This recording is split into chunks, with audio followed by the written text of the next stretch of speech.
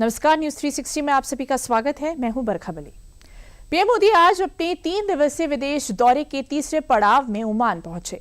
उससे पहले पीएम मोदी भारत के वैश्विक संबंधों को और मजबूती देते हुए जॉर्डन और इथियोपिया के दौरे पर थे। आपको पीएम मोदी के 3 देशों के दौरे से कैसे भारत की कूटनीति को मजबूती मिलेगी, ये बताएंगे।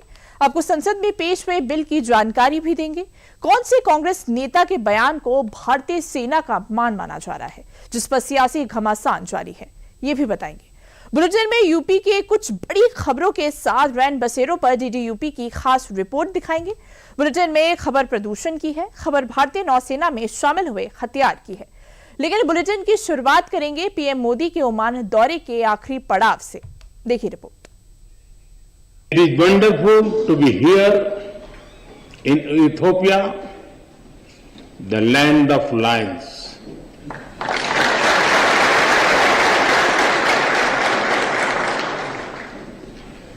I feel very much at home because my home state Gujarat in India is also home to lions. Ethiopia की धरती पर पीएम मोदी के ये शब्द महज कोई औपचारिकता नहीं है। इस शब्द में अपनापन है।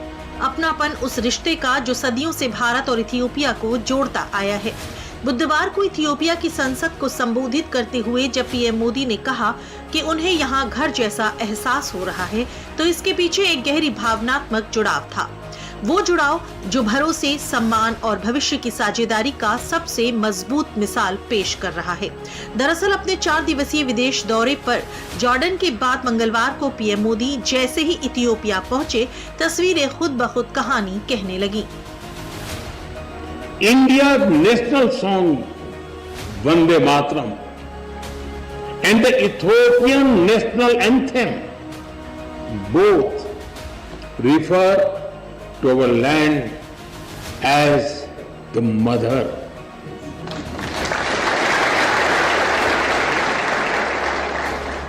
They inspire us to take pride in the heritage, culture, national beauty and protect the motherland.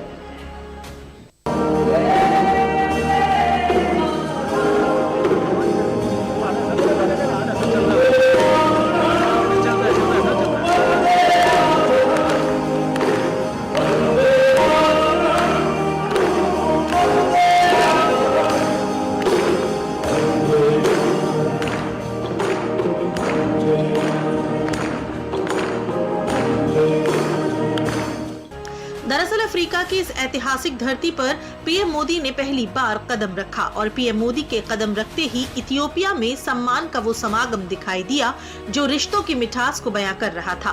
PM Modi के स्वागत में सांस्कृतिक प्रस्तुतियों के हर रंग में एक संदेश छुपा था। संदेश सम्मान का, समानता का और साझेदारी का। इथियोपिया के पारंपरिक नृत्य, संगीत और लोक कला के जरिए मेहमान नवाजी की जो झलक दिखाई दी, उसने ये भी साफ कर दिया कि ये दौरा सिर्फ सरकारों के बीच ही नहीं है, बल्कि लोगों के दिलों के बीच भी सेतु बनाने वाला है। इथियोपिया में पीएम मोदी को इथियोपिया के सर्वोच्च नागरिक सम्मान से नवाजा गया।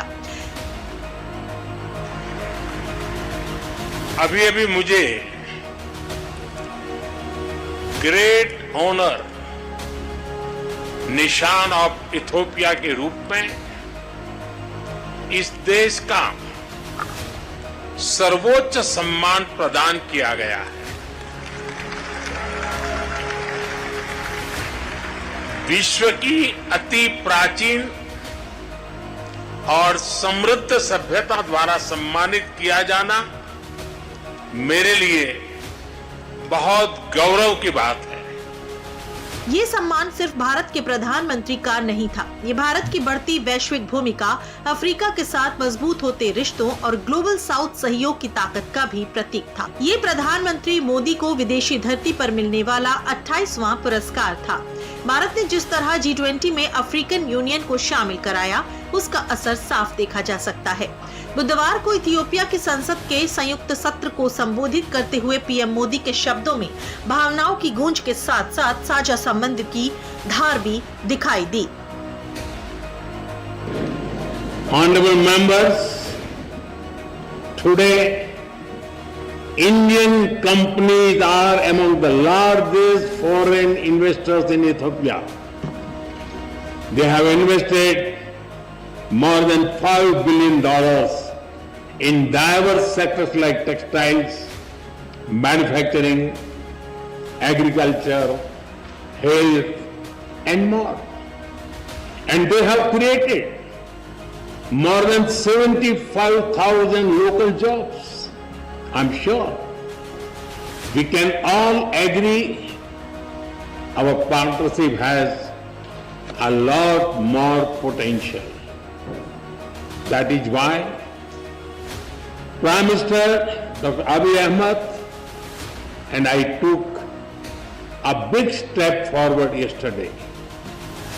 We have decided to elevate our bilateral relationship to the level of a strategic partnership. In India, we have built a robust digital public infrastructure.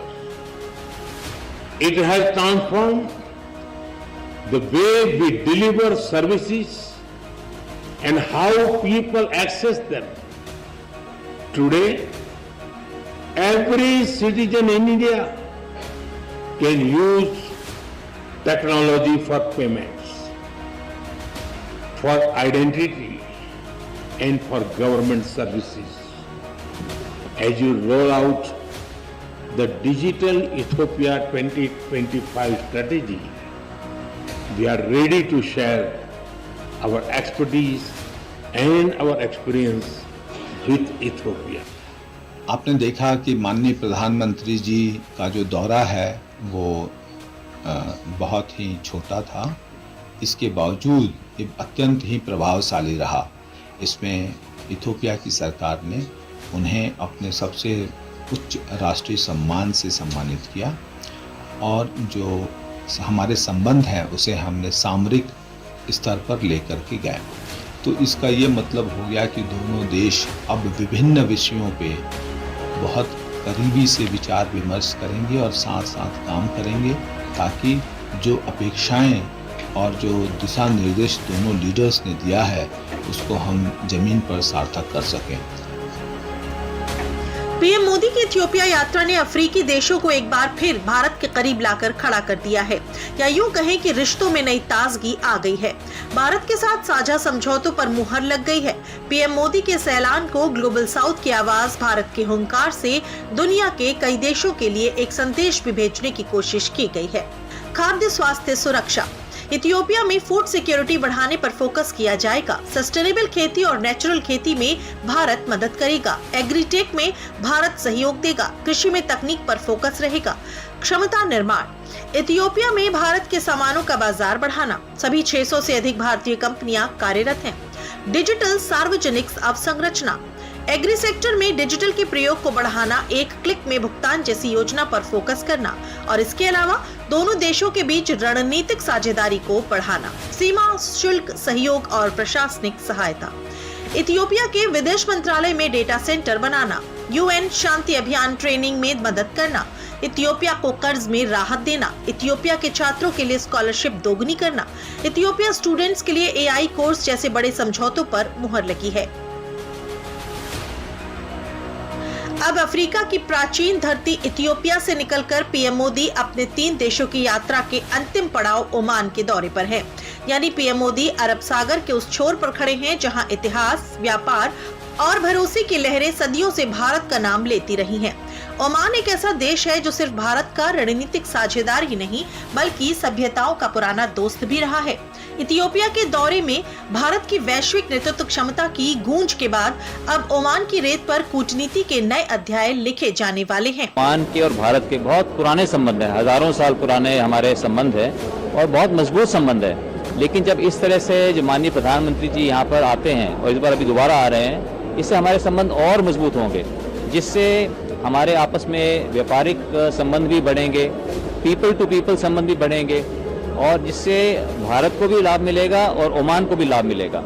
Oman के लोग हमेशा भारत की तरफ देखते हैं, भारत के नेतृत्व की तरफ, माननीय मोदी जी के नेतृत्व से प्रभावित होते हैं, प्रेरित होते हैं कि किस तरह से भारत इतना बड़ा देश होने के बावजूद और इतनी तेजी से 7% की दर से आगे बढ़ रहा है।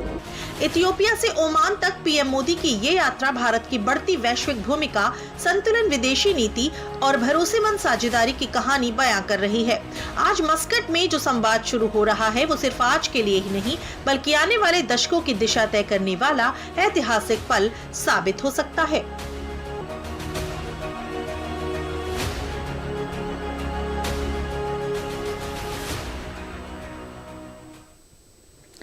अगली खबर संसद से है। दरअसल एनर्जी सेक्टर